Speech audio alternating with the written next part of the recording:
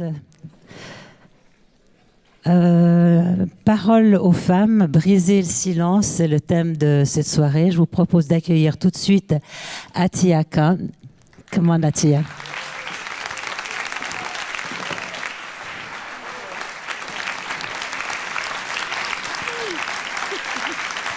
Congratulations, Attiya. Thank you. Shall we sit down? Sure. Thanks.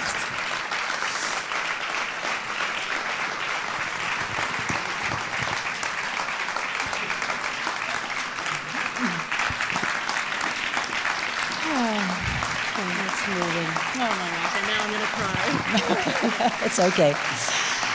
La soirée se passera en anglais et en français. Vous avez des casques pour avoir la traduction en simultané. Attiya comprend un peu le français.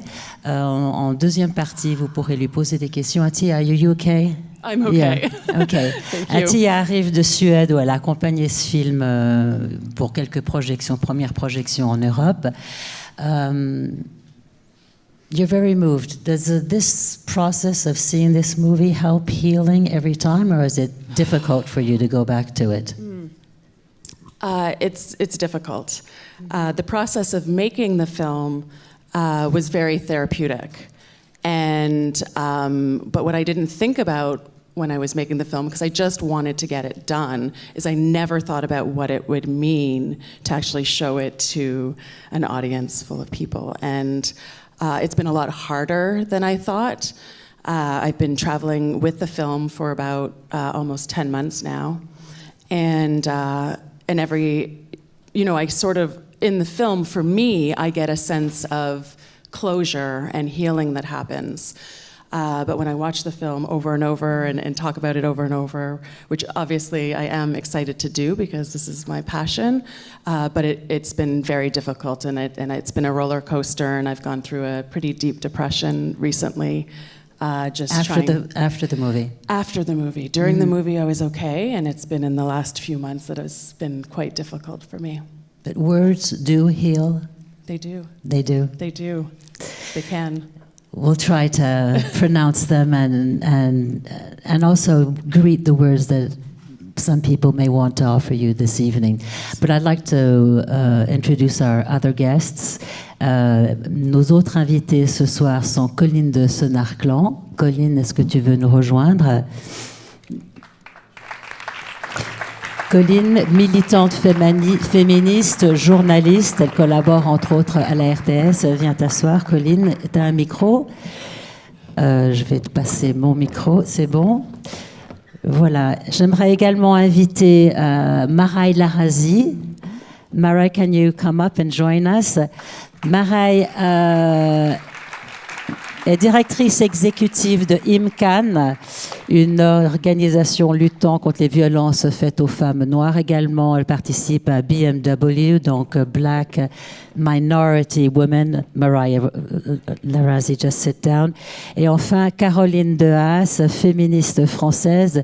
Toutes ces femmes sont arrivées cet après-midi même pour être avec nous ce soir. Mariah, a couple of words of just the movie, seeing it again. It's the second time you see it. Yeah. So.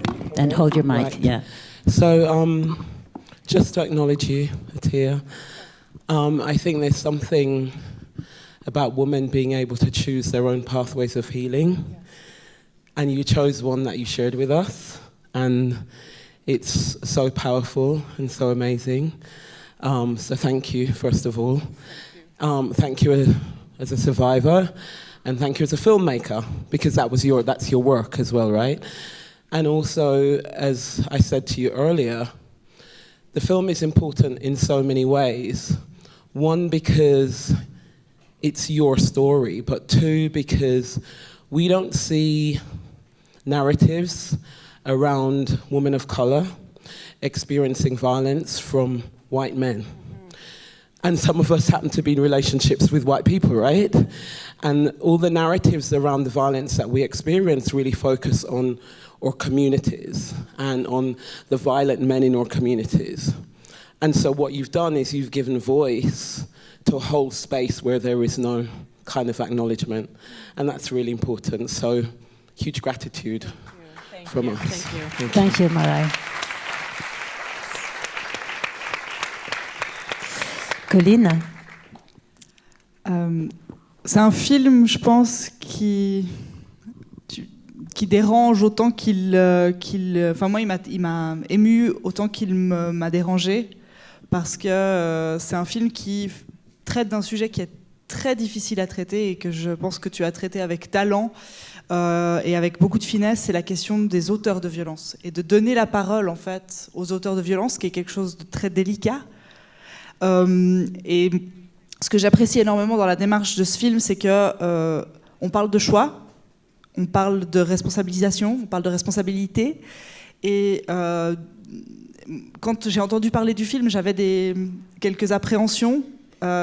Comment il va en parler? Est-ce qu'on aura de l'empathie pour lui? Trop d'empathie peut-être? Et toi, tu le thématises un moment dans le film et tu dis j'ai de la compassion pour lui, et après je culpabilise d'avoir eu de la compassion, un peu la double peine d'ailleurs. Et donc là, je pense que c'est vraiment ce qui est magnifique dans ce film, c'est justement un sujet qui est ouvert. Je pense que c'est une des premières pierres à l'édifice de comment est-ce qu'on donne la parole aux hommes violents pour en fait combattre les violences, et comment on leur donne la parole pour s'auto-responsabiliser dans cette démarche qui est une démarche finalement, à mon sens, féministe. I suggest we listen to everyone and then I'll have you answer, okay? Caroline de Haas. Oui, alors d'abord un grand merci, parce que pour moi il y a deux choses très fortes dans ce film. Enfin, il y a plein de choses très fortes dans ce film, mais il y a deux choses qui m'ont particulièrement touchée. La première, c'est de se dire, en fait, on peut avoir été victime de violence et devenir une meuf aussi cool et aussi incroyable que toi. Et ça, c'est quand même un truc de fou, quoi. Ouais. Et ça, c'est pour moi une source de beaucoup d'espoir, d'envoyer un message, de dire, en fait, c'est pas la fin de l'histoire quand on a été violé, abusé, tapé. C'est pas la fin de l'histoire, en fait. Il y a une histoire après. Et on peut vivre, on vit différemment, on vit moins bien, ça laisse des traces, mais on peut vivre, on peut avoir des enfants, on peut aimer, on peut ne pas avoir d'enfants, on peut faire ce qu'on veut de sa vie, on peut avoir sa vie. Et ça, c'est un truc qui est très fort, je trouve. Et moi, à la fin du film, le truc que je me suis dit, c'est elle a quand même trop la classe, quoi. Bon, et ça, c'est vraiment source d'espoir, je pense. Puis la deuxième chose que je trouve très forte dans ce film, c'est que tu montres en fait le visage des agresseurs à travers le personnage de Steve. Et souvent, on a tendance à présenter les agresseurs comme des gens qui n'existent pas vraiment. En France, en ce moment, il y a une campagne de communication pour prévenir le harcèlement sexuel dans les transports en commun. Et la photo, c'est une femme avec derrière soit un requin, soit un ours, soit un loup, pour présenter les agresseurs. Voilà. Comme si les agresseurs étaient des bêtes sauvages qu'on trouve dans les forêts ou dans les fonds marins, en fait. Et dans ce film, tu montres que les agresseurs, en fait, c'est pas des monstres, c'est des êtres humains qui sont dans notre quotidien. Et qu'à partir du moment où on accepte, où on pense, où on voit qu'une femme sur deux a été victime de violences autour de nous, dans la plupart des cas par quelqu'un de son entourage, bah ça veut dire qu'autour de nous, il y a des agresseurs. Et que si on accepte de dire que les femmes victimes de violences, ça peut être nos sœurs, nos mères et nos grands-mères, bah ça veut peut-être dire que parmi nos frères, nos pères et nos grands-pères, il y a des agresseurs. Et ça, c'est très douloureux. Et en même temps, pour moi, c'est l'étape indispensable pour qu'une société fasse un travail massif, radical, pour en finir avec les violences. Donc, merci beaucoup. Bravo. Merci, Caroline. Merci. A couple of words about the aggressors. I mean, how come Steve accepted, to go through this movie, to go public? It was important for you, of course, but for him too. Was it good to give him that visibility? I think. Can you hear me? Yeah. Okay. Yes, I think it was. And I asked Steve. It was probably around almost 5 years ago. We had bumped into each other on the streets in Toronto, where since I escaped from him, every few years I would run into him. And at first, for the first, maybe 10 years, I was terrified when I saw him.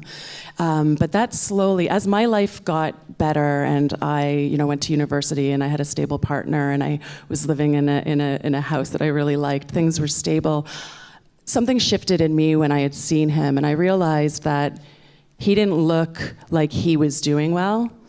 And I became curious about that. I was like, I was going to school for a feminist counseling program, and I just thought, I don't wish the way that Steve looked to me.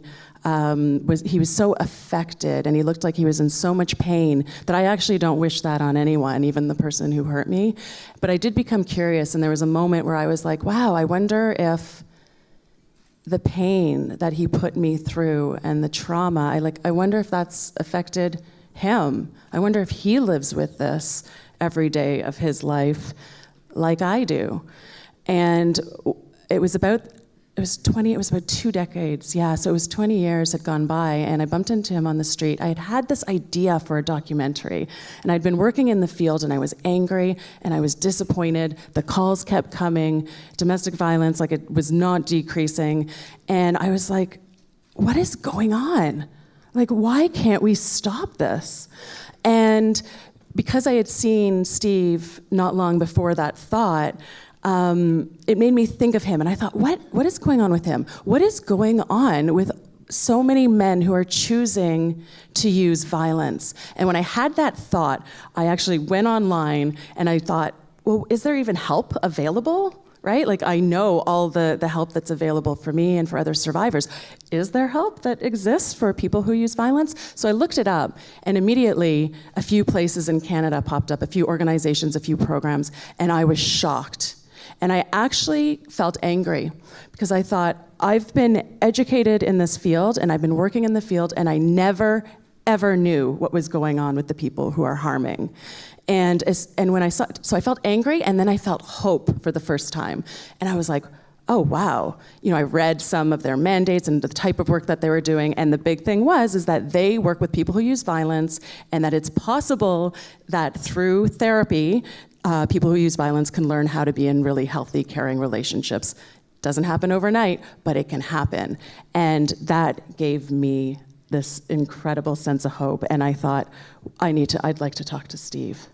Why the title, A Better Man? A Better Man? It's a title that not everyone loves, to be quite honest. But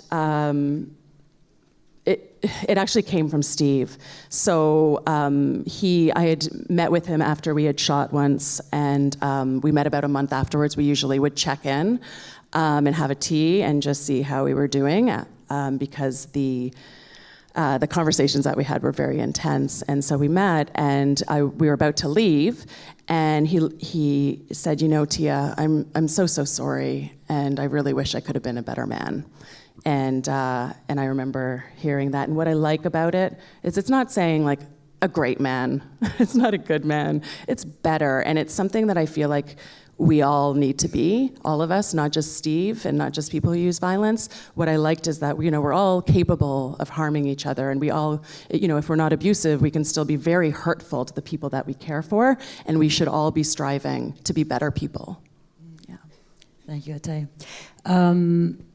J'aimerais qu'on vienne justement à cette position de l'agresseur que tu as mentionné, Colline. Pourquoi ne pas prendre la loi? Pourquoi ne pas faire agir la justice dans ce genre de situation? Who would like to answer? Caroline. Oui, peut-être que pour que Enfin, là c'est large comme question. Oui, mais c'est vrai que ouais. On peut avoir une réaction en se disant Atia a choisi la parole, a choisi de guérir avec la parole et en rencontrant. C'est pas toujours possible de rencontrer son agresseur, d'une part. D'autre part, il peut aussi y avoir une envie de vengeance et de saisir la justice. Alors, la justice, elle sert pas à faire vengeance, elle sert aussi à faire en sorte que la société dise ça c'est interdit et on va réparer, on va tenter de réparer. Moi, ce à quoi on est confronté en France, c'est que la justice aujourd'hui, pas tous les juges, pas tous les magistrats, mais la justice en général ne fait pas bien son travail sur la question des violences à l'encontre des femmes. Il y a quelques mois en France, un jury d'assises, donc un jury populaire, a décidé qu'une fille de 11 ans qui avait été violée par un homme de 22 ans qu'elle ne connaissait pas était sans doute consentante. Et donc, ils ont acquitté l'homme. Voilà.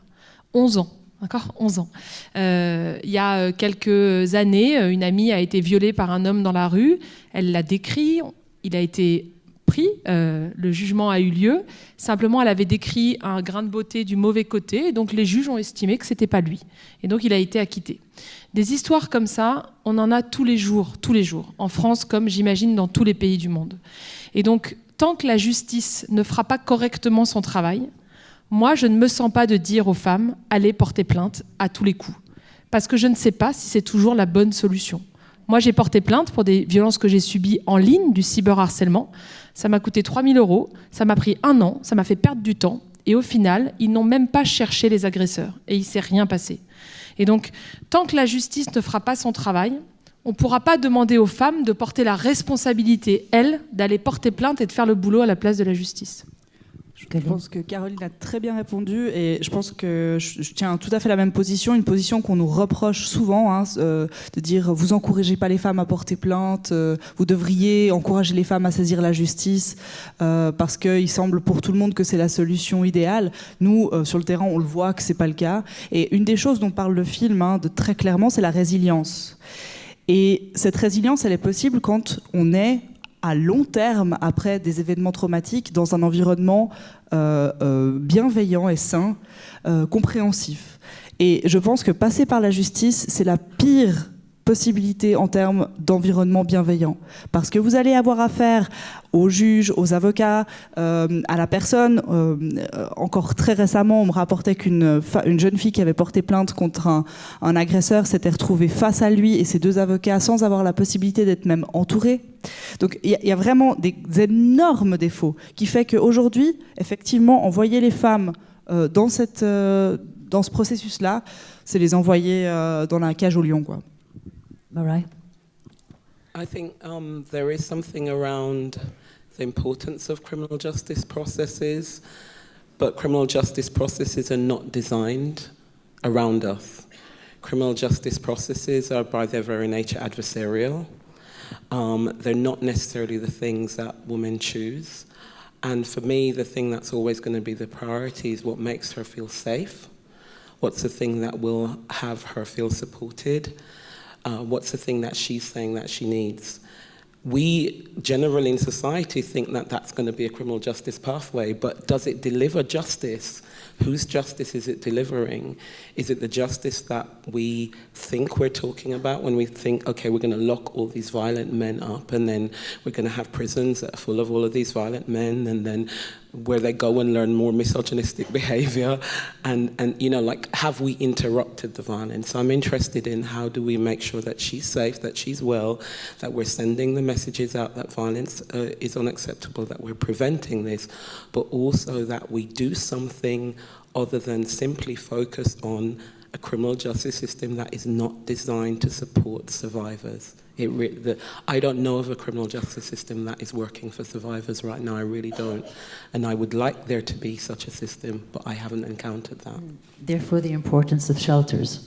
Absolutely, and rape crisis centres and, you know, telephone support lines, etc. We need structures that are built around survivors, victims, etc., rather than systems that are built completely focused on this adversarial structure with lawyers nuking it out with each other in court, right? And actually in the UK, you know, a survivor shows up as a witness. That's how our system is designed, right? So like this thing has happened to me and I show up as a witness, that's crazy. It's not centered around me. It's actually centered around a system of kind of legal officials going into battle with each other. And so the entire system is flawed. Ataya, you didn't go to a shelter. I did not. I didn't know at that time that shelters existed. I had never heard of them. I was 16, and I wish that's something that someone could have done for me in terms of intervention, like the teacher. Just to have known that these services existed. It's possible that I could have left Steve earlier, and obviously I wouldn't have had to had so much abuse for such a long time. But in terms of justice, I agree. For me, this film is justice. And I do believe that we need to try and be creative and figure out other paths to justice. The truth is that a lot of people who have been harmed don't want the person who harmed them to go to prison. That's not something they want. But they want the violence to stop. And what we don't do is we don't ask the people who have been harmed, what is it that you need to move forward? What do you need to restore safety? What do you need to feel a sense of healing? And those are the questions I believe that we need to start answering. And I think for me, with the justice system, like for me, I never, the police did get called twice.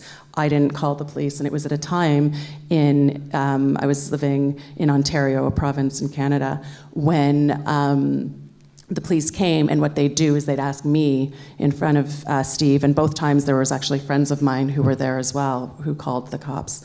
And the two police officers said, do you want to charge him? And so I'm standing there, my friends are there, they're all like, do it, and Steve's looking at me, and there was no way that I was going to charge him, because he would get out and hurt me. And I knew that, and a lot of women are quite aware of the danger that they're in, and we make choices based on that other people sometimes think don't make sense. Like, how could you not want to charge him? Well, because I think that he might come out and he might kill me. That's really valid. Being terrorized. Sans oublier que la justice n'est pas tellement partiale. Je veux dire, si en l'occurrence, on parle d'un homme blanc qui agresse une femme de couleur, et je pense qu'il y a aussi les questions évidemment de classe et d'origine socio-économique. C'est une des raisons pour lesquelles moi la justice, c'est pas un outil que j'arrive à prendre en considération comme une solution. Bien sûr qu'elle doit être saisie à certains moments, et qu'elle peut l'être, et qu'il est tout à fait légitime de le faire. Il ne faut pas décourager non plus les femmes qui veulent passer par ça, mais elle a vraiment des énormes défauts. Le groupe de parole, c'est un lieu important, le refuge. Qu'est-ce qui se passe ici en Suisse, en France ?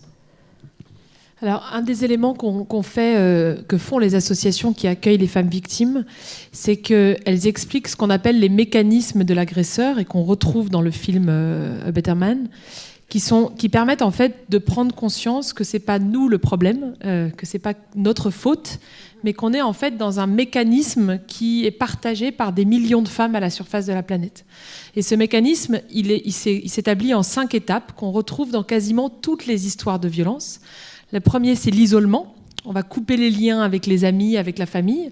La deuxième, c'est la dévalorisation, donc des petites phrases, des petits mots, je mets des guillemets à petits, qui vont avoir tendance à faire perdre l'estime de soi de la personne et la confiance en elle. Troisième élément, c'est l'inversion de la culpabilité. Non mais c'est vrai qu'elle est partie trop vite, la gifle. Mais en même temps, quand même, t'as vu ce que t'avais fait ? Donc au choix, les lasagnes étaient brûlées, tu m'as mal parlé devant mes amis, t'as dragué un de mes potes sur Facebook, bon... Peu importe, il y a toujours un truc, quoi. Donc, inverser la culpabilité, c'est le 3e élément. 4e élément, c'est la menace et la peur. Et le 5e élément, c'est le fait d'assurer son impunité, c'est-à-dire s'organiser pour que l'entourage trouve la personne formidable, et qu'au moment où les faits soient dits, on dise « Non mais, c'est pas l'homme qu'on connaissait ». C'est pas possible que ça arrive. Voilà. Vous savez, il y a des célèbres acteurs américains qui sont allés faire des grands discours féministes à la tribune avec des pins Time's Up. Et puis la semaine suivante, il y a 15 femmes qui ont témoigné qu'elles avaient été agressées sexuellement par cet acteur-là. Donc ça s'appelle assurer son impunité. Et ces 5 éléments, isolement, dévalorisation, inversion de la culpabilité, menace et peur, et assurer son impunité, on retrouve ça dans toutes les histoires de violence. Donc si dans votre entourage, vous avez une copine, une membre de votre famille qui s'isole, qui se dévalorise, qui explique que ça va pas très bien, mais qu'en fait c'est toujours de sa faute, qui a peur, et que son conjoint, par exemple, ou son partenaire, vous le trouvez tellement formidable, eh ben ça doit vous alerter. Ça doit faire des petits warnings qui s'allument, des petits signaux d'alerte. Vous êtes sans doute en présence de quelqu'un qui est victime de violence. Right. For me, there is something around how do we, as communities and as society, hold violent men to account. And I think I'm not familiar with the program that Steve went through in terms of that individual way of working. We have perpetrator programs in the UK that are run using a feminist model that basically come from a position of, like a group of men in a room with each other and with a woman facilitator and a man facilitator, and looking at actually how you work with men over kind of 26 weeks to build this idea of accountability. And some of that, and the reason that feminist model is appropriate is because it focuses on that thing that the council was trying to draw out and that Atia spoke about earlier, which is about control. So it interrupts this idea that I lost control or that I was angry or I wasn't breastfed or whatever the thing is that, you know, men sometimes use to kind of say this is why I did it, and focuses on the idea of choice. Actually, you're choosing violent behavior. There is something about you needing to exercise power and control in this situation, and actually you're completely accountable for your behavior. And what you're doing is you're starting to take responsibility. This has nothing to do with whether the coffee was this or, you know, so it then focuses on I, as an abuser, need to be responsible. And that's so critical because we need to start to build accountability in terms of, you know, violent men. That we're all accountable when we stay and remain silent, which is really quite shocking in your movie when you mentioned that the teachers had noticed, talked to Steve, but didn't talk to you, and that when you run out in the street, no one comes. How can... It's difficult to explain or to understand. It's very difficult, yeah. I have a lot of anger still towards the teachers that didn't do anything. Although I'm not, in one way, I'm also not surprised because so many people don't have the tools, right? They don't know how to actually intervene, what that looks like. It's very scary. There's also so many of us that have experienced violence who many of us have not been able to deal or cope. And so the thought of having to help somebody else is just, it's too much. But in terms of the neighbors, and sometimes there were friends, there were strangers that actually witnessed some of the physical abuse. And it was, what happens when you don't intervene, for me, it made me feel like I deserved it. Because people would see it and not do anything, and it just reinforced this idea that I deserved it and that this is what happens in relationships. And it also made me feel even more alone. And I think what's scary, you know, it is scary to intervene, especially if there's violence that's happening right in front of you. But you can intervene before an incident and after an incident. And a lot of people think that it has to be like this huge heroic act. And it doesn't. It's actually a whole bunch of small things that you do that over time gives confidence to someone who is experiencing violence to know that they don't deserve it. And so if you know somebody who is experiencing abuse, I urge you to just acknowledge it, to just say, you know what, I see that you're in pain, or I've noticed the bruises. I really care for you, and I'm here for you if you ever need anything. And I don't suggest telling somebody what you think they should do, because that doesn't work. So it's asking someone what is it that they need, and to really just reinforce the idea that no matter what, you're there for them, to help them, to love them, to care for them. You can also research local organizations for them, so that you can say, do you know that this exists in your, you know, in your community? That's huge. If they don't have money, you can offer to pay for things like legal help, or their rent, or therapy, or childcare while they go to access resources. And the same goes for people who use violence. People who use violence, who are committed to ending their violence, need love and support as well, and they need resources. If we really want to end violence against women, then we do need to help the people who are using violence. So that's something where you can step in as well, and to offer care and support and tell them, listen, I care for you, but I know that you're hurting your partner, or I know you're hurting your sister. I want to help, and I want to keep you committed to not using violence. And so, because they do need somebody to check in on them to make sure that it's going ahead. And so those are some things that we all can do to intervene, which would have made a huge difference in my life. If I had a few people tell me I didn't deserve it, and it took about a year of people telling me that before I actually believed it, which was what helped me to leave in the end. Colline? Il y a une chose qui est importante, je pense, à dire autour de ce film en particulier, c'est que Ce que ce film a de bien, c'est qu'il nous montre une histoire particulière, une histoire individuelle, qui nous permet d'avoir de l'empathie pour les personnages, de se demander qui est Steve, pourquoi il a fait ça, etc. Des questions qui sont très individuelles finalement, alors que, comme vous l'avez très bien dit, c'est une violence qui est collective.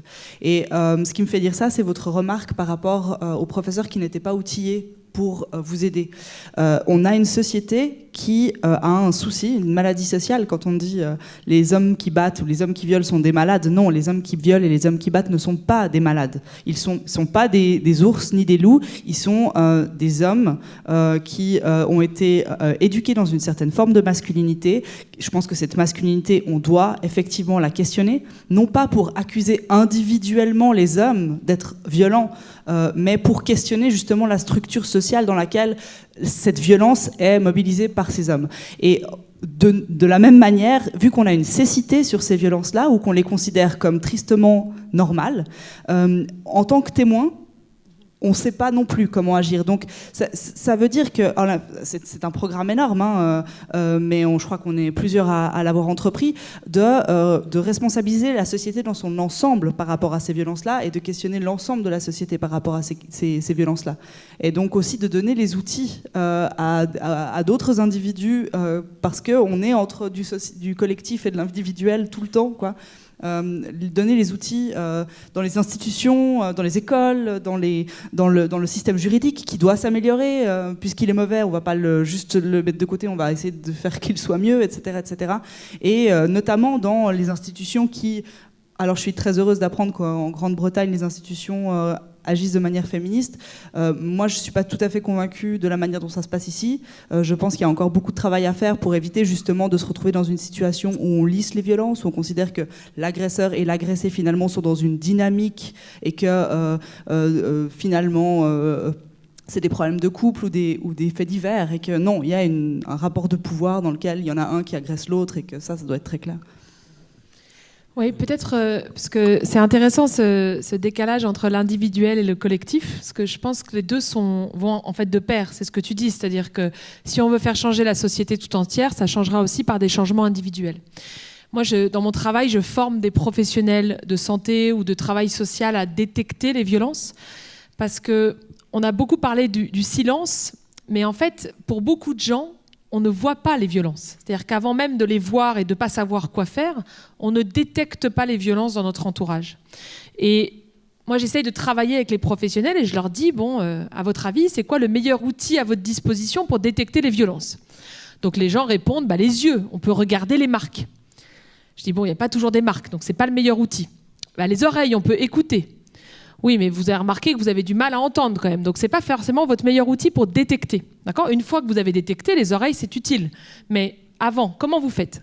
Et donc, petit à petit, on arrive à la bouche. Alors, qu'est-ce qu'on peut faire avec la bouche ? On peut poser la question.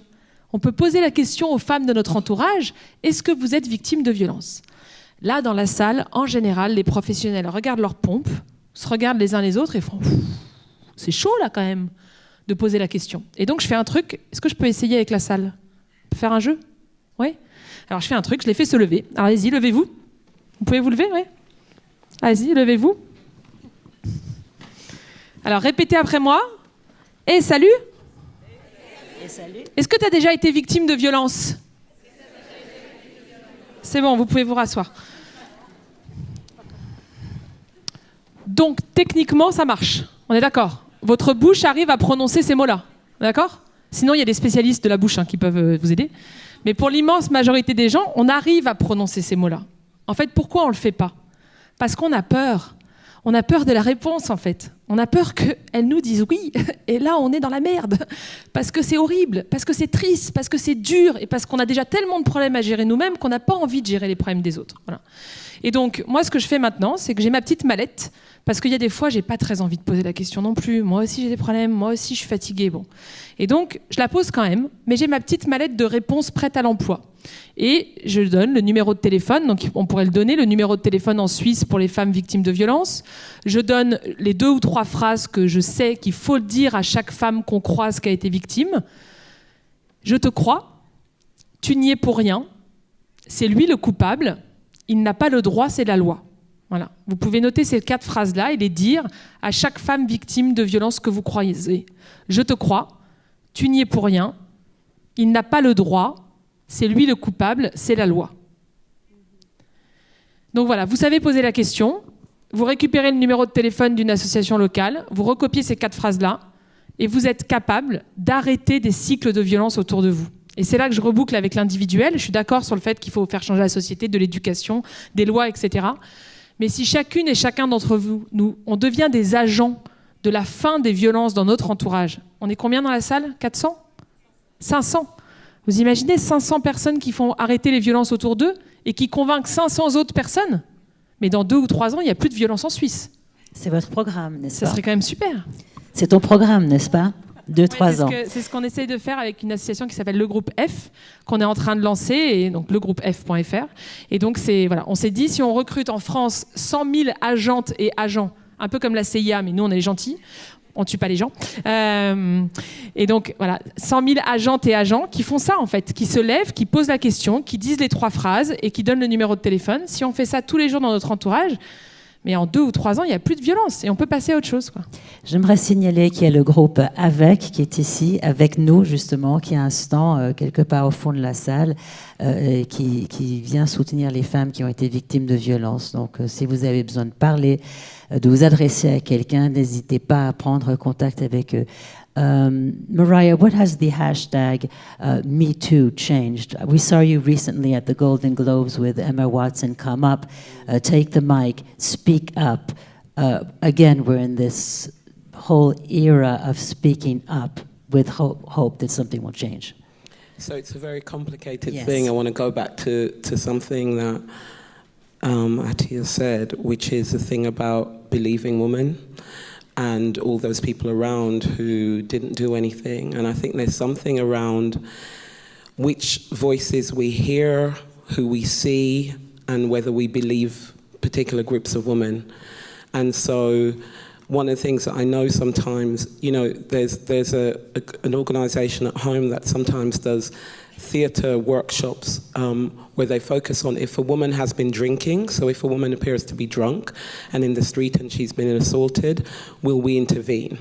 And we very often, we don't intervene because there's a way sometimes that she's, you know, it's almost like she deserves this, right?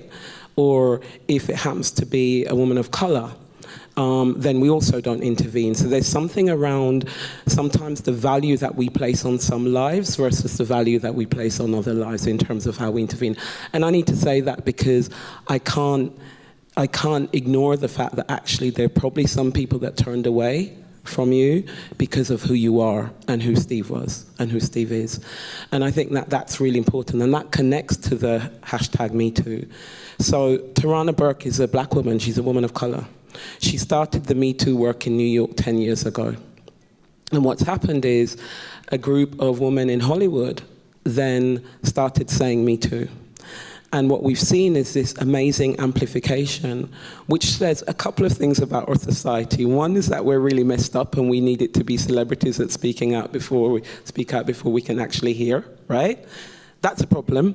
But that's the world that we live in. So given the world that we live in, it's really important that we have that amplification. So having people like Emma Watson and other women in Hollywood speak out has been critical because it creates a space of solidarity between activists and between women in the entertainment industry. And basically what we're saying is that your privilege doesn't inoculate you from violence. Like, those are women who we see as some of the most powerful women in the world. Those are women that are resourced. Those are women that have access, and they weren't protected. So what does that mean for every woman on this planet? It means that actually anywhere that you live and anywhere that you work, you can still be targeted by men in terms of everything from harassment to rape to domestic violence. That's important for us to understand. I think we're in a particular moment in time. This is not a new movement. We've been doing this for years, and we're going to keep doing it. But we are at a moment in time where we're seeing this unique solidarity that I think we need to make sure that we harness to have those really difficult conversations. That's the importance of this particular moment. I'd like to mention that with your movie, A Better Man, there's a site there's a blog, and on that blog, you do give tools for people to take action. Absolutely. If you go to our website, abettermanfilm.com, we have created, our team has created some materials, some discussion kits. So if you leave here today and you feel like you still need to unpack this more, either by yourself or with a group of people, you can access this discussion kit on our website. We also have a specific discussion kit for men who see this film together so that they can unpack the film. We have an incredible Start the Conversation. So start the conversation with a friend who's experiencing violence. Start the conversation if you know somebody who is using violence. And we have lots of information on intervention and what you can do to intervene. Thank you. Thank you. Encore un mot avant qu'on passe la parole aux personnes qui sont dans la salle. Caroline de Haas, on vous décrit souvent comme une nouvelle féministe. Qu'est-ce que ça veut dire aujourd'hui? Quand même qu'on y vienne. Alors, vous savez, il y a 1 an ou 2, il y a une journaliste qui m'a appelée pour me faire parler dans un média d'un sujet d'actualité sur le féminisme. Et elle me demandait les coordonnées de féministes. Je dis, moi, je peux répondre. Et elle me dit, non, je voudrais quelqu'un de la nouvelle génération. Donc, vous voyez, on est toujours la nouvelle de quelqu'un et l'ancienne de quelqu'un. Bon, j'ai trouvé ça assez drôle. Donc, j'avais 35 ans. Et c'était assez marrant. Moi, je ne crois pas trop au truc de nouvelle féministe. Je pense que quand vous lisez ce qu'entendaient Olympe de Gouges à l'époque, ce qu'entendaient les suffragettes, ce qu'entendait le mouvement de libération des femmes dans les années 70, ce qu'on entendait il y a 15 ans ou il y a 5 ans ou aujourd'hui, les choses changent. Hein. Je ne suis pas du tout complètement déprimée en mode rien ne change, rien ne va. C'est évidemment pas du tout la même situation aujourd'hui. Mais les raisons de la bataille, les raisons du combat et les résistances qu'on rencontre sont globalement les mêmes. Même si on ne se bat pas aujourd'hui pour la même chose que du temps d'Olympe de Gouges ou des suffragettes, puisqu'on a conquis de nouveaux droits, au final, les arguments, les résistances et surtout ce qu'on porte comme projet de transformation radicale de la société, au final, ça n'a pas tant changé que ça. Et si on veut que ça change, si on veut que les féministes changent, il faut que la société change. Le jour où il y aura l'égalité dans la société, il n'y aura plus de féminisme, donc on passera à autre chose. Hein. Bon. Je pense que ce n'est pas pour tout de suite. Juste une personne, mon fils qui a 7 ans, comme je travaille dans l'égalité, me demandait Maman, quand il y aura l'égalité, ça deviendra quoi ton métier ? J'ai pas osé lui dire la vérité, que voilà, j'ai contourné pour pas lui dire qu'il n'y aurait pas tout de suite l'égalité. Voilà, je vais vous passer la parole. Levez la main pour qu'on puisse vous amener un micro, pour que vous puissiez poser des questions, soit à Caroline de Haas, soit à Colline de Serzan, soit à Marai Larazi, soit à Atiya Khan, qui est assise à côté de moi.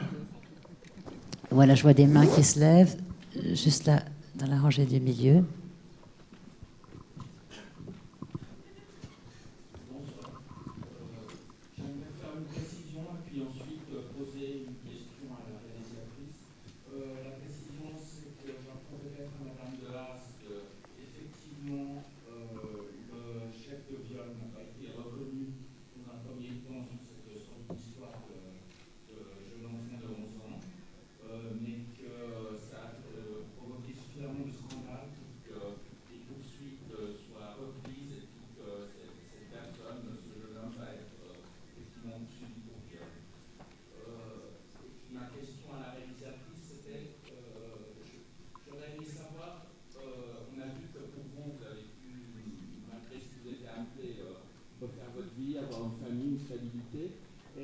J'aurais aimé savoir ce qu'il en est advenu de Steve, s'il a connu d'autres relations où il a abusé de femmes, si lui, il a aussi retrouvé une stabilité, puisque, si j'ai bien compris, il cherchait aussi à penser les blessures et ses blessures. He definitely wanted to heal. And he did heal through the process of making the film. We had an agreement before we started filming that if he was going to participate, we would not discuss his private life, his family life, and which I agreed to because this could have been many different types of films. And I really wanted to focus on him and I and our relationship. I also didn't want to bring the possibility, although I don't know about his history with other women, I didn't want to bring them in because that's their story to tell, and ethically I felt like it was not okay for me to bring up other women that he may have been with and may have hurt. And, you know, it's been 20 years and he has a family and, you know, I saw him, what I can tell you is I saw him last week and he's doing okay. This is very, you know, he has a noticeable face, and in Toronto where we live, there's been lots written about this film. So he's had to deal with people knowing about what he's done to me in his workplace and, you know, where he lives and his friends and actually some of his family. And so that's been really difficult for him. But he's at a point where he 100% believes that this was the right thing to do. He has no regrets about making this film, but it still means that it's really hard. We don't see people who have harmed others talking out in public, right? So for us, it was an experiment to see actually how other people would respond to him. And you know, within an audience, there's many different responses to Steve, right? Like some people are still very angry, some don't believe him, some think it's amazing, some people think he's really brave, and I think it's a little bit of all those things, which is. And how do you feel about him now, today, after this movie? Oh. Have you forgiven him, or is it about forgiveness? It's not about forgiveness. No, it's definitely. This film is not about forgiveness. It's about having the person who hurt me be accountable and take responsibility. That's very different than forgiveness. There's something about forgiveness in these situations that does not feel right to me. And I think, again, it's because it's something that I would have to do. And I think the forgiveness might come to he needs to forgive himself for what he did. And I believe, and I actually would like him to do that only because he has taken responsibility and he's being accountable and he is committed to ending his use of violence. And something else I can tell you about Steve is, you know, he is now in therapy. So that's continued, not with Todd, but with someone else. And so am I, actually, because I hadn't been in therapy. I was a therapist and a counselor. And sometimes we're the worst ones to be getting help and care for ourselves. But both of us have now seen our own therapists. And I plan on seeing him while the film is out here. I would like to see him every maybe 6 months to just check in, because it feels very strange to me to be constantly talking about him and not seeing him, and both of us having a chance to see how we're doing. Plus, you know, I still have more questions for him that I wasn't able to ask during the process of making this film. It was 3 years in terms of the footage with Steve and I. And something that I regret that's not in the film is a timeline. Steve and I only met with Todd Augusta Scott, the facilitator, 3 times in 2.5 years. So this is really the beginning of a process. Because I'm not with Steve anymore, and it's very different. I ended it here because it was sufficient for me. It was enough. I was like, I got way more, like I said, I got more than I expected. I never thought that I would heal through this process. That's a surprise to me. I wanted to sit down with him. I wanted to ask him some questions, and I thought it could be used as a tool for educational purposes, but I didn't know what that would look like. So for me to go through the process and slowly start to heal, and what I mean by heal, it's very significant. I was having nightmares for decades, terrifying nightmares of Steve or someone else attacking me, coming after me. By the time I sat down with him the second time, the nightmares stopped. I have not had one since. It's been almost 3 years. Yeah, my panic attacks have decreased hugely. So in a situation like this, I would be having major panic attacks, and I'm not. And I get them once in a while, but that's decreased. So, you know, I have a chronic insomnia, but what I can say is now when I'm sleeping, my sleeps are deeper. I don't walk out the door, and I'm not afraid. I used to walk outside and I was on guard, and I constantly thought that someone was gonna hurt me. It's a terrible space to be in. I was always looking over my back, looking over my shoulder, walking into a space, trying to figure out where are all the exits. If something's going to happen, because I always thought that something bad was going to happen, which is catastrophic thinking. So all those things have either decreased or disappeared. And I'm just shocked, because I would never have guessed that for me, I'm healing because I'm talking to the person who hurt me. It's just, it blows me away. And so I want to share this because I think if for some people, this is not for everybody, but it could be for some people, and we should have this available for people who want to do this. And since this film has been released, I've had people privately coming up to me or emailing me and telling me that they've actually met with the people that have hurt them. They've done the same thing in the past, not like this formal, but they have met up with them, and they don't tell anybody because they feel like everyone else will judge them for doing this, that they're putting themselves in an unsafe situation. And that's not true. It could be helpful for them. There comes a point when you're always afraid that they might come after you. Why can't we sit down with that person if there's the possibility that we can feel safe again? And that's what this film has done with me, and that's what I want this message to get out there, that we need to start talking to people who have been harmed more, and what we need to be asking them is, what is it that you want? What do you need, and how can we do that? Clear enough.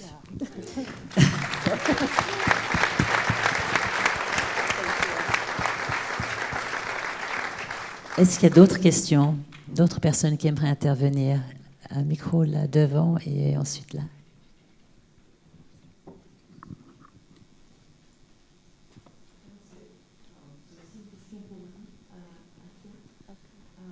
Dans le film, à un moment donné, vous avez dit en fait que c'était la première fois que vous étiez amoureuse et que vous n'aviez pas remis en cause la façon dont se déroulait votre histoire d'amour, parce que vous vous êtes dit peut-être c'est comme ça que ça se passe, une histoire d'amour.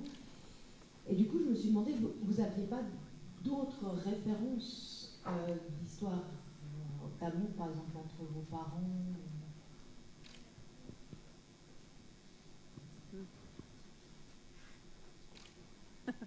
Right. I wish I had. No, I had, in my home growing up, I did not see this type of violence. However, I grew up in a family where we didn't talk about relationships. We didn't talk about healthy relationships. We didn't talk about unhealthy relationships. We did not talk. And you know, I was 16, and we pretty much moved in together right away, and the violence started right away. And so, you know, I do get asked, like, you know, why didn't you just go back home? And that was not an option. It was not somewhere where I felt like I would get the support that I needed, which is sad, but it does come back to we do need to be talking to our kids, and our kids need to know what relationships can look like, but healthy relationships, and unhealthy. It's really, really important. And I think, you know, my son's 11 and he clearly knows what domestic violence is. But as he gets older, I'm going to give him more and more information about what that looks like, and how he can help his friends, you know, women or men who may find themselves in these situations. It's really hard to talk about it. I find it, you know, I can talk about it to anybody, but when it's my son, I'm terrible at it, which is why I think, like, we need this in schools. Something that I'm really excited about is the film is going to be used in our province of Ontario. Right now, it's being tested with 8 educators and social workers in schools. And we have a guide that goes along with it. And they're testing it right now. And so some students are seeing it, and we're going to revise it based on the feedback from the teenagers. And then it'll be offered next year as an option for teachers to use to teach teenagers about teen dating violence and domestic violence. So that's exciting. But, you know, that's happening in grade 12. And I do believe that we should be having these conversations with our children much younger. Yeah. Mm-hmm. Oh, I just agree. Okay. I just completely agree. Me too. Yeah, there's because actually, you know, in policy terms, it's a thing that's called primary prevention. The work that you do, that's changing social norms and changing our broader culture. And if we don't do this work in schools, if we don't do this work across society, if we don't change our media messaging, if we don't handle all of those things, what we're doing is we're leaving our children to actually be educated in ways that reinforcing these harmful, you know, the thing you said about masculinity, you know, like we're teaching boys toxic masculinity and we're teaching girls that actually you're the window dressing and you're the thing that is there to be victimized, etc. And we do have to change it. This is our responsibility. Like, we need to be able to say, I'm liking ending violence against women and girls in 2 or 3 years. It might be a little bit longer, maybe, but I want to know, I have a grandson now and I want to know that he's coming into a world that we're dealing with this and that we're changing it rather than always having to be looking at what we do to support victims and survivors. We need to stop having to clean up. We need to prevent this from happening in the first place. Mariah, you work equally with the United Nations today. Is that being taken further into structures? I hope so. I think a lot of the team at UN Women are really committed to making sure that this happens, but the UN is a huge institution. And one of the things I said at a UN event last week is the UN needs to put its own house in order, right? That, you know, like we're hearing stories all the time of peacekeepers harming women. We're hearing, you know, we know stories of harassment that's occurring within the UN system, you know. So the UN itself, while you've got broad ambitions, is not yet completely a safe space for women and girls. And so we need to make sure that that space is also addressing the violence within that space. But I know that UN Women has a whole mandate around violence against women and girls, and prevention is a critical part of that. And I'm really supportive of them making sure that prevention is held at the forefront of the work. There's some good women in UN Women doing amazing work around primary prevention. Caroline? Par rapport, j'ai envie de raconter une petite histoire qui m'est arrivée personnellement. J'ai aussi un fils qui a 6 ans et demi, et quand il avait 4 ans à peu près, il a voulu acheter la même paire de chaussures que moi, une paire de baskets qui était rose, d'un espèce d'orange très rose. Et il est allé à l'école avec, et il est revenu très triste en me disant que les enfants s'étaient moqués de lui parce qu'il avait des chaussures roses. Alors j'ai été voir la maîtresse d'école qui m'a dit « Ah oui, effectivement, quand j'ai vu les chaussures, je me suis dit, j'espère que ça va aller. » En gros, c'était les chaussures le problème. Et puis j'ai été voir le directeur également, et j'ai proposé toute une liste de solutions. Comme je travaille dans l'égalité, j'avais quand même un certain nombre de ressources. Je m'étais fait conseiller par plusieurs personnes ressources à Genève. Je l'avais mis en lien avec plein de trucs. Et il m'a fait une réponse complètement insatisfaisante, m'envoyant vers les seuls qui ne s'occupaient pas de ça, et en me disant que s'il y avait un problème, mon fils pourrait toujours aller voir l'infirmière scolaire. En fait, moi, ce que je lui demandais, c'est qu'est-ce qu'on peut faire par rapport à ça. La réponse, ça a été manifestement pas grand-chose, et c'est moi qui suis allée louer un livre à la bibliothèque parce que je connais les ressources de cette bibliothèque avec des livres sur l'égalité, avec un livre genre « Le petit garçon qui aime le rose ». Ils ont lu ça en classe, et le problème s'est à peu près arrêté là. Mais pour dire qu'il a fallu que ce soit moi qui ai les ressources de le faire, et que voilà, j'en parle aujourd'hui parce que c'est Genève, c'est 2016, c'est ici, et notre système scolaire n'est clairement pas prêt à faire face. Alors là, on parle de masculinité, les chaussures roses, ça rentre complètement là-dedans, de la manière dont on enlève nos enfants, de la manière dont on les stigmatise, de la manière dont on les protège contre cette stigmatisation. Et donc voilà, je pense qu'il faut à Genève en particulier, quand on parle de commencer à travailler avec les enfants tôt, ça ne veut pas dire qu'on va faire un atelier quand ils ont 16 ans sur l'ordre divin, comme ça se fait. C'est déjà vachement bien, hein, mais ça suffit pas. Il faut qu'on mette en place des choses en tout cas qu'il y ait des ressources à disposition des enseignants dès le plus jeune âge pour parler de ces questions-là. C'est absolument fondamental. Can I also just say... Absolutely. So we need available resources for the teachers, but we also need teachers that are being held to account around their behaviours. Like sometimes young women talk about the harm that they experience within the school system, and you know that teachers aren't always safe people. And so there's also something about making sure that teachers are trained, but that the education system is robust enough so that we have safe environments. We basically need to have schools accountable, or places of worship accountable, you know, or parliament accountable. We need transformation at every possible level. D'autres questions? Qui c'est qui a le micro là? Il y a plusieurs personnes. Il y a quelqu'un là à droite de la salle qui lève la main depuis un bon bout de temps. Voilà. Et puis ensuite ici. Il n'y a qu'un micro qui circule. Alors, ça n'est pas une question, c'était quelque chose que je voulais relever. Enfin, tout d'abord, merci pour ce forum et ces filles. Comme on le sait, dans cette salle, il y a au moins la moitié des femmes qui ont subi des violences d'une sorte ou d'une autre. Et je souhaite à ceux qui viennent d'avoir le courage, la force d'en parler, et à tous les autres d'avoir le courage de poser la question, si vous connaissez quelqu'un. Et n'oublions pas qu'aussi parmi les agresseurs, il y a des femmes. Et il y a des femmes qui sont des mères, qui sont des sœurs, qui sont des filles. Voilà, ça c'est quelque chose qu'on oublie très souvent et qui me semble vraiment très important de relever aussi. Merci.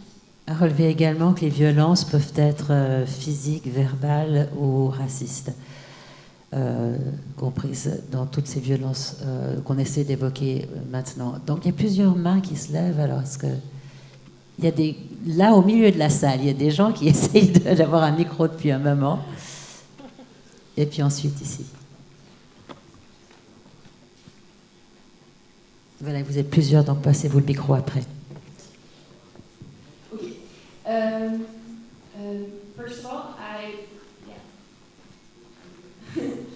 I would like to thank you, and I think you have so much courage to stand up and to make such a movie, and it's a wonderful thing to do that for us women, any women. It doesn't need to be a woman that has been abused sexually and how you have gone through it, but I think it's just a wonderful step. And I think I have so much admiration for you to have so much positive energy coming from such a traumatizing event. And first of all, I would like to thank you for doing such an amazing thing.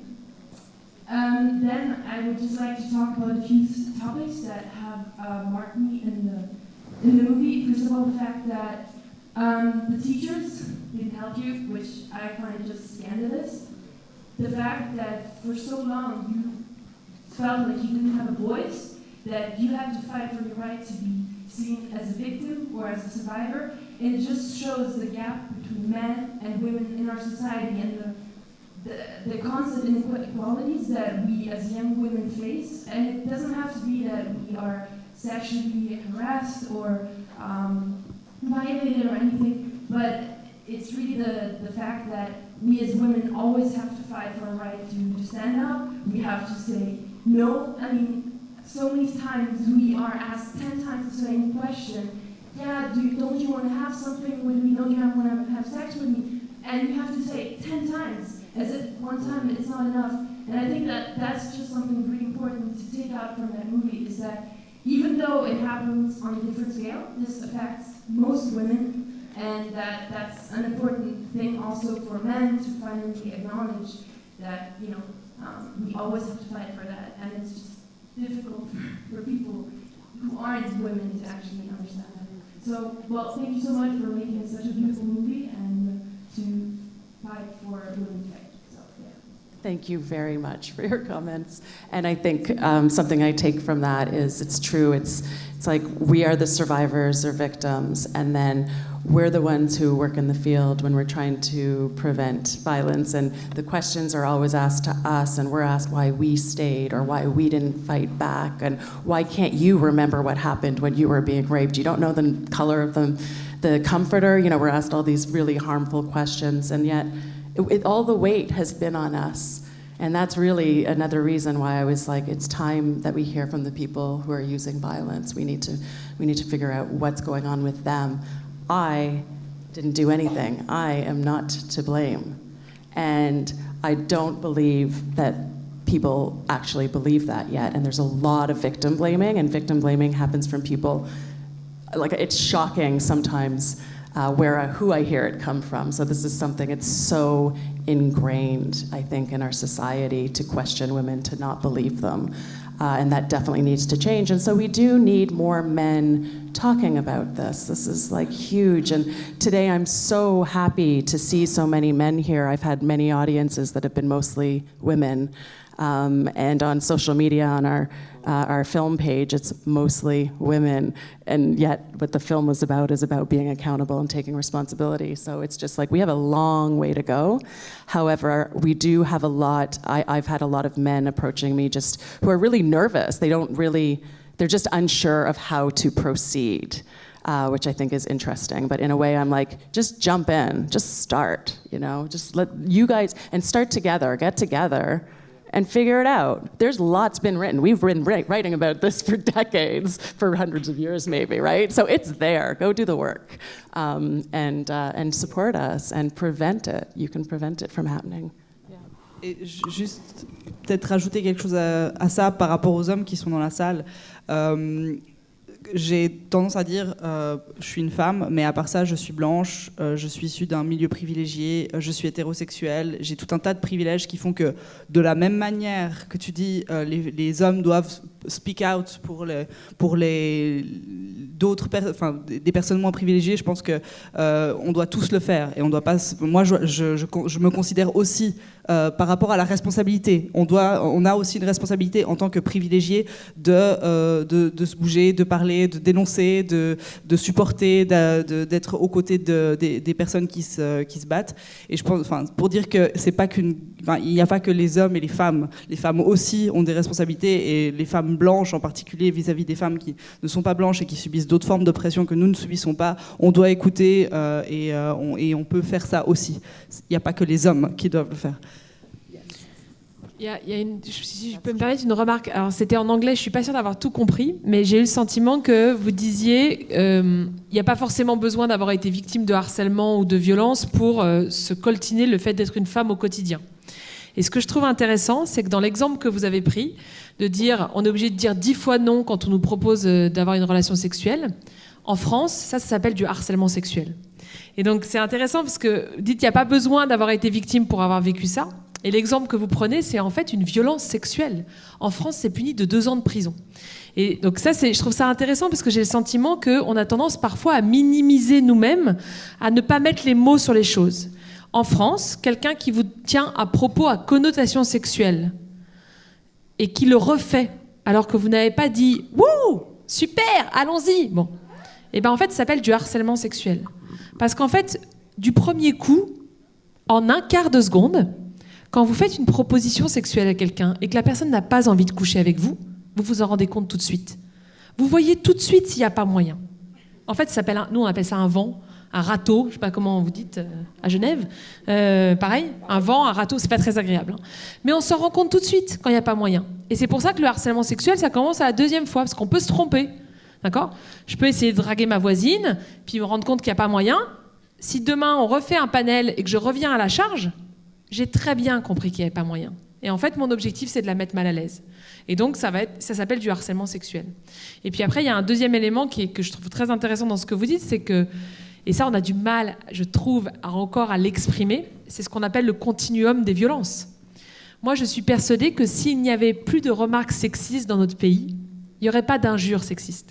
S'il n'y avait pas d'injures sexistes, il n'y aurait pas de harcèlement sexuel. S'il n'y avait plus de harcèlement sexuel dans notre pays, il n'y aurait pas d'agression sexuelle. Et s'il n'y avait plus d'agression sexuelle dans notre pays, il n'y aurait pas de viol. Donc en fait, si on arrête les remarques sexistes, tac, tac, tac, tac, tac, tac, on fait tout tomber. Et donc, si petit à petit, voilà. Donc ça ne veut pas dire qu'un viol égale une remarque sexiste, ça n'a rien à voir, évidemment. Mais il y a une forme de continuum entre tout ça, et tout ça, c'est de la violence sexiste et sexuelle. Il y avait une autre question là dans la salle et puis ensuite là-bas. Voilà, c'était monsieur. Merci, je vais interroger Pauline et Caroline sur le sujet de l'amélioration de la justice et l'amélioration peut-être de la vie publique. Parce que vous avez très bien dit, Caroline a dit qu'il fallait dire « je te crois », qu'il fallait dire « tu n'es pas coupable », quand une femme est victime de violences sexuelles et qu'on le sait. Mais en général, aujourd'hui, dans notre société, on dit « prouve-le », on dit « attention, il y a prescription », on dit toutes sortes de choses, « tu n'y arriveras pas, c'est inutile ». Et ce que je voudrais savoir, c'est comment, par rapport à la responsabilité politique, il y a plusieurs cas en France aujourd'hui, c'est comment vous vous situez, par exemple, s'il y a prescription, que fait-on dans ce cas-là? Est-ce qu'on doit dire, ah bon, amen, il n'y a plus à en parler? Ou bien, est-ce que vous êtes d'un autre avis? L'autre question, c'est est-ce que les ministres doivent démissionner lorsque, ma foi, il y a des bruits qui courent, disons? Et la troisième question, c'est qu'est-ce que vous pensez? Je crois que je l'ai oublié, alors je la place. Il y a beaucoup de questions dans votre question. Je voudrais juste réagir sur une expression que vous avez employée, qui est l'expression bruit qui court. Parce que pour moi, cette expression-là, comme l'expression la rumeur, en fait, c'est un des plus gros problèmes auxquels on doit faire face. C'est-à-dire qu'au lieu de considérer les témoignages des femmes comme des informations à traiter, on les considère comme des rumeurs et des bruits qui courent. Dans la quasi-totalité des cas, une femme qui raconte une violence qu'elle a subie, c'est une violence qui est réelle, qui a existé. Moi, j'appelle ça un témoignage. Et ce que je dis souvent aux personnes qui me disent « Ah, attention aux rumeurs, attention au risque de délation, attention... » Ça ne marche pas la traduction? Non, okay. Attention au risque de délation. Je dis « Mais vous feriez quoi ?» Parce que moi, c'est tous les jours en ce moment. Tous les jours, j'ai des témoignages de femmes victimes de violences, parfois de responsables politiques, parfois de ministres, parfois de chefs d'entreprise, parfois de hauts fonctionnaires, de gens très connus, de gens qui présentent des journaux télévisés, de gens... Et vous feriez quoi, vous? Vous prendriez ça comme vous le faites depuis 150 000 ans, c'est-à-dire prendre ça pour une rumeur, un truc infondé, puis on passe à autre chose? À quel moment on va arrêter de considérer les témoignages de femmes victimes de violences comme des rumeurs ou des bruits de couloir, et on va commencer à les prendre au sérieux? Moi, je pense que ça doit faire partie des éléments qui vont nous permettre de transformer la société, prendre ces choses au sérieux. Et après, par rapport au ministre, moi, ce qui m'interpelle, c'est simplement le traitement différencié entre les membres du gouvernement. Si on considère que c'est juste au moment de la mise en examen, pour quelque affaire que ce soit, qu'un ministre doit démissionner, très bien, mais on applique la règle à tout le monde. Là, ce qui s'est passé, c'est qu'il y a des ministres qui ont dû démissionner avant la mise en examen, parce qu'on a considéré qu'être mis en cause, pas mis en examen, mis en cause pour des affaires immobilières ou des affaires d'emploi fictif, c'était suffisamment grave pour ne plus pouvoir être ministre. Et on a considéré qu'être mis en cause pour des viols ou pour du harcèlement sexuel ou pour des agressions sexuelles n'était pas suffisamment grave pour ne plus être ministre. Et là, j'interroge, c'est-à-dire pourquoi? Pourquoi est-ce qu'une affaire immobilière, pourquoi est-ce que des emplois fictifs, c'est plus grave qu'une agression sexuelle sur des femmes? Tu veux répondre sur la prescription?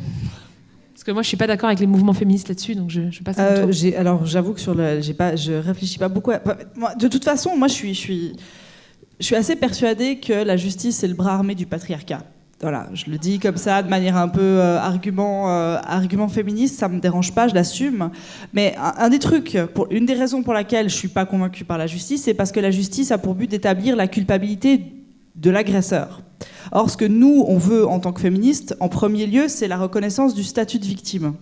Et donc, en fait, il y a des personnes qui vont en procès, par exemple, avec des personnes, enfin voilà, des cas qui sont suffisamment complexes pour qu'on décide de finalement acquitter le coupable, malgré le fait qu'il y a des preuves qui montrent que quand même il s'est passé quelque chose, que le consentement n'était pas clair, etc. Et à aucun moment on dit aucun moment on dit à la victime, on n'est pas complètement en capacité de prouver la culpabilité de l'agresseur, donc on l'acquitte.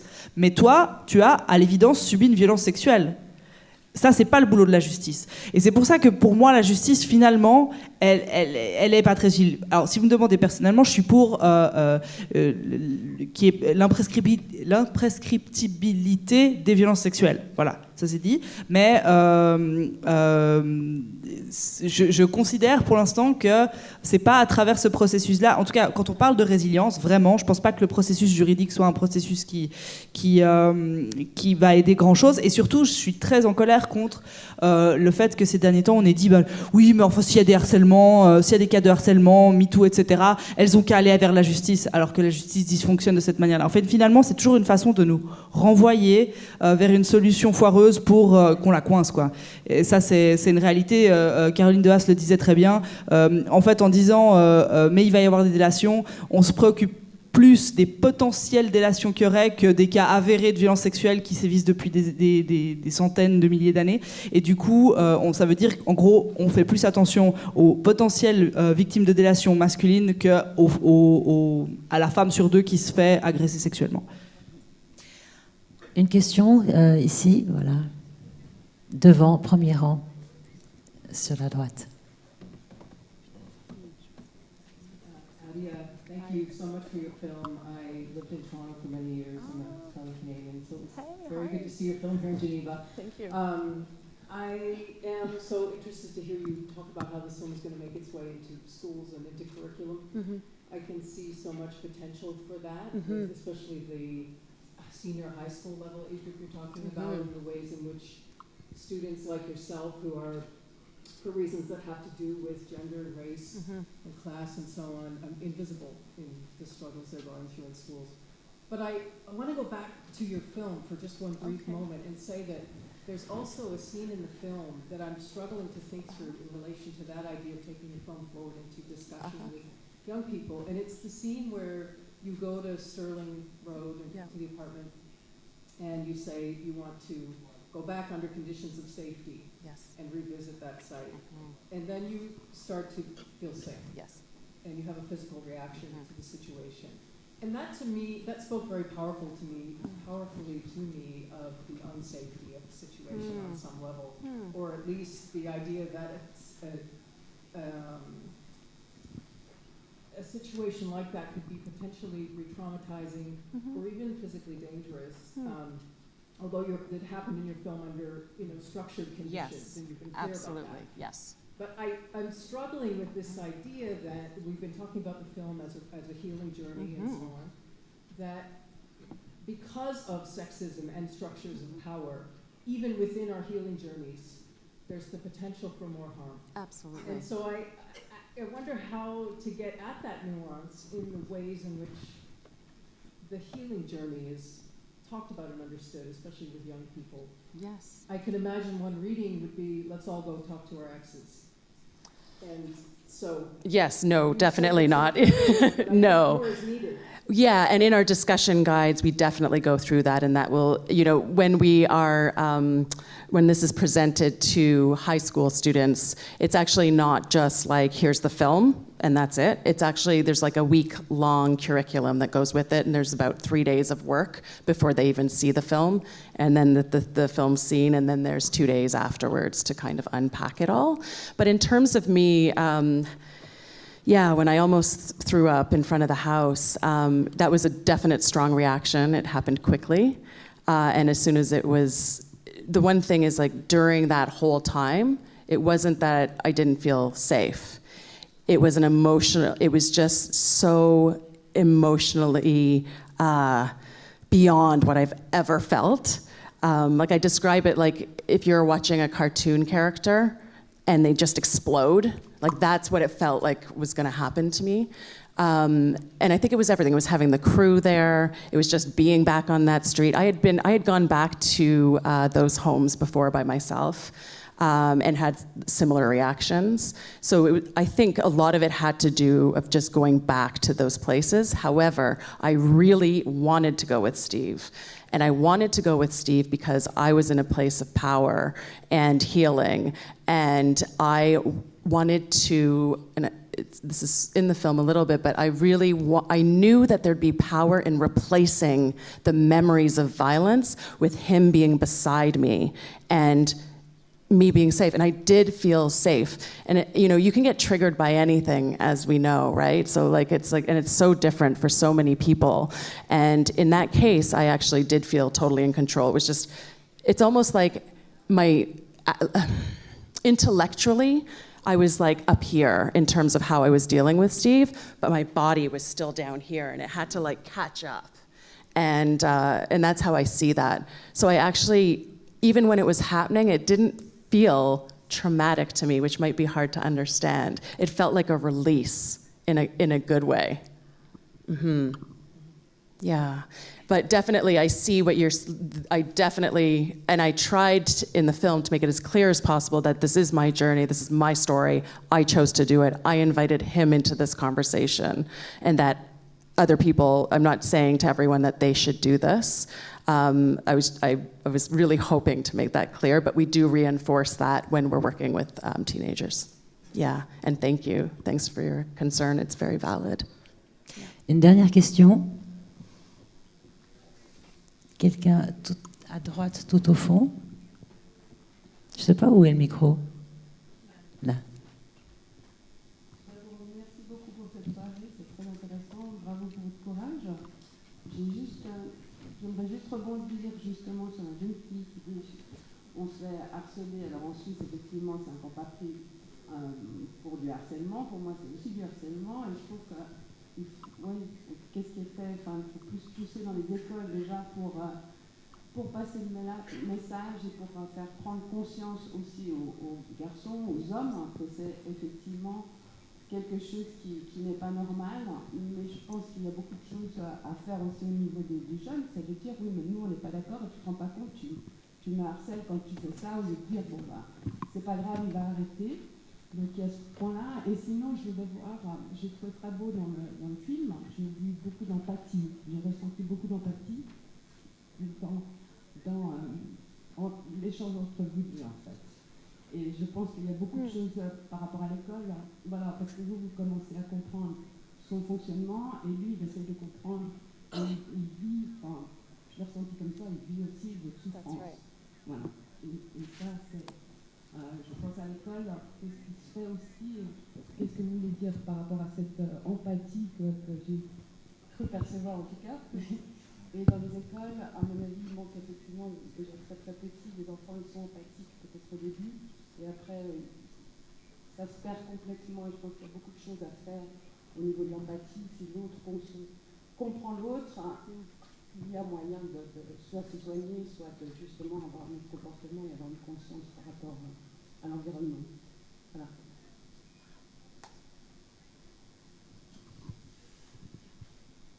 Yes, yeah.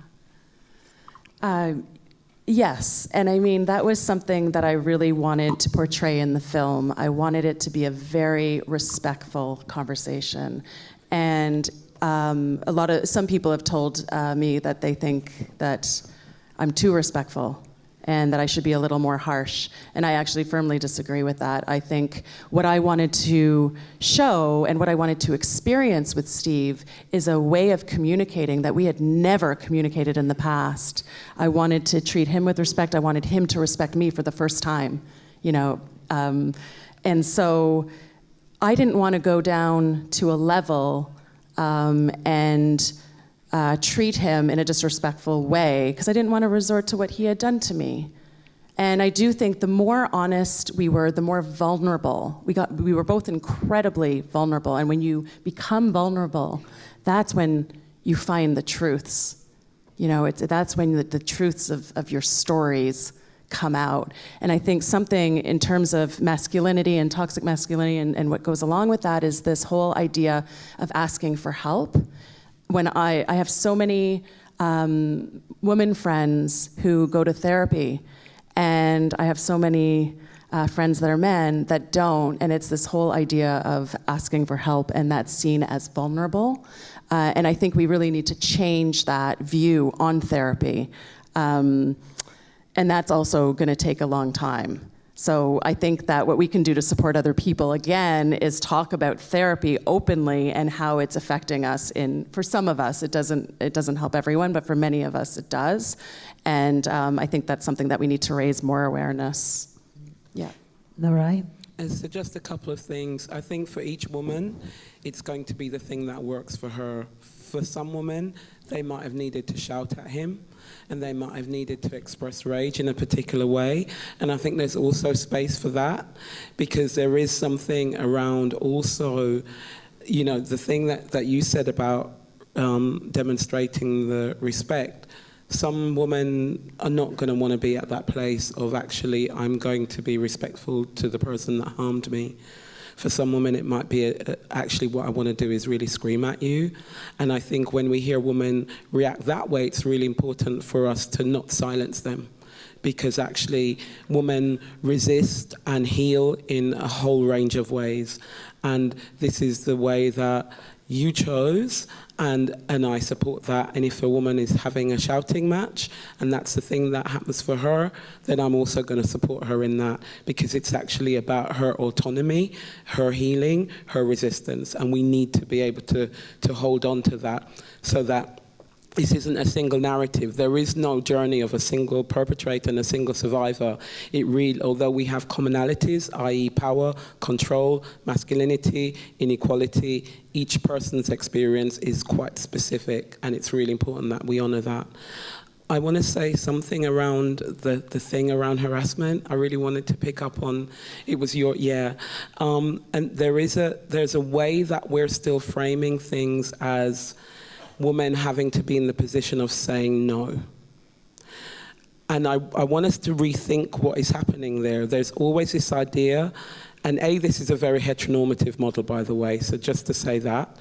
And it also comes at it from the man as the pursuer, and as a woman as the vessel. And so what she is supposed to do is say no. How about we have a conversation that looks like, this involves an enthusiastic yes.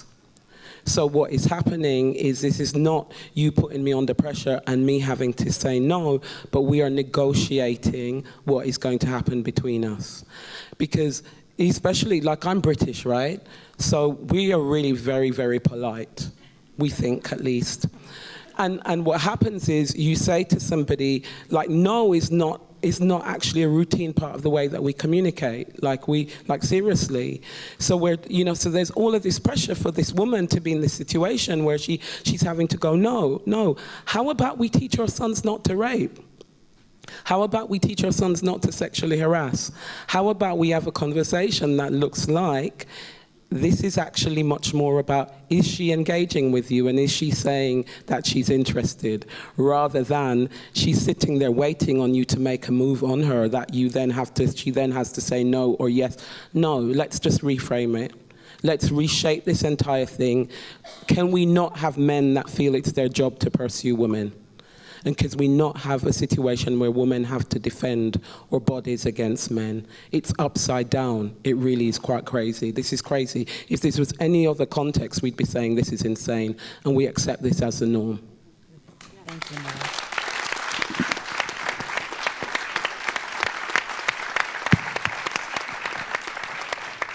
Très joli mot de fin. Est-ce que quelqu'un aimerait compléter?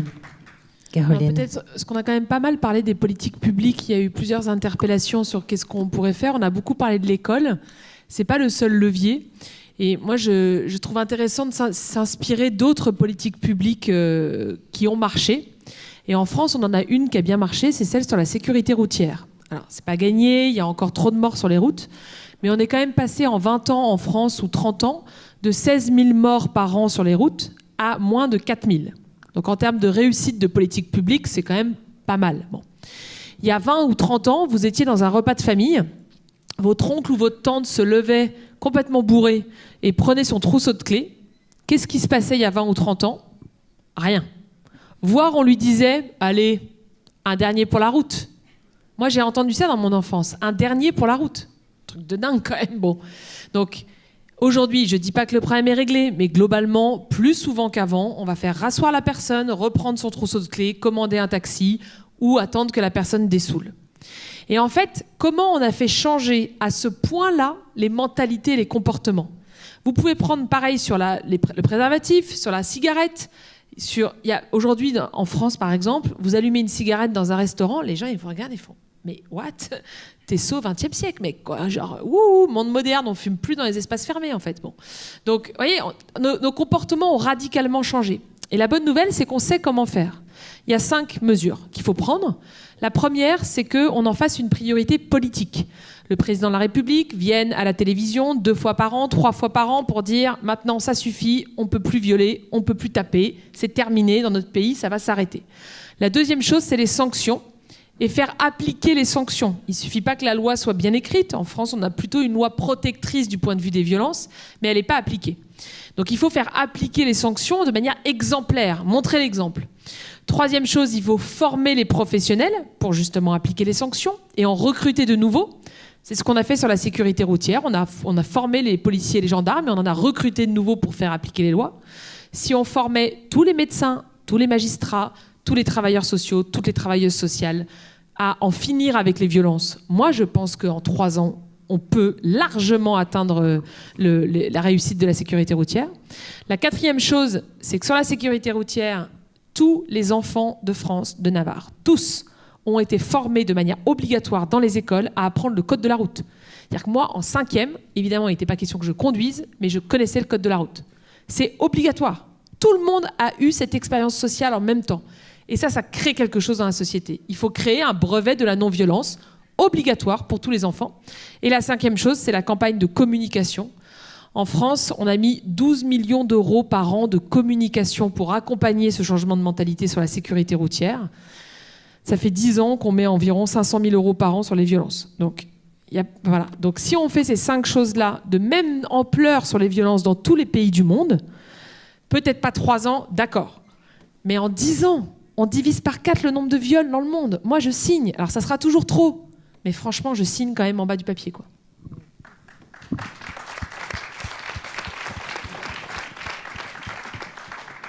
Last words, Atiya, before we conclude this evening, besides the fact that really we're so grateful you were here with this movie and for your openness and honesty, really. Thank you. Thank you for having me. And I'd like to thank you all for being here. And I think to the festival and the festival organizers, you know, it means the world to me because you chose this film. You didn't have to choose it. And that's really important because we need to be having these conversations in spaces like this, face to face, because that's where change is really going to happen, and we're able to ask questions that are uncomfortable, and we may not all agree, and we need to have conversations about it. So I really want to thank the festival organizers for all the work, because it's a lot of work to put us here all together on this stage. And thank you for coming to see the film and for listening to my story. That's why I made the film. And so this is really exciting to be so far from where I made it. So I really appreciate you all being a part of this. Thank you. Merci, Atiya.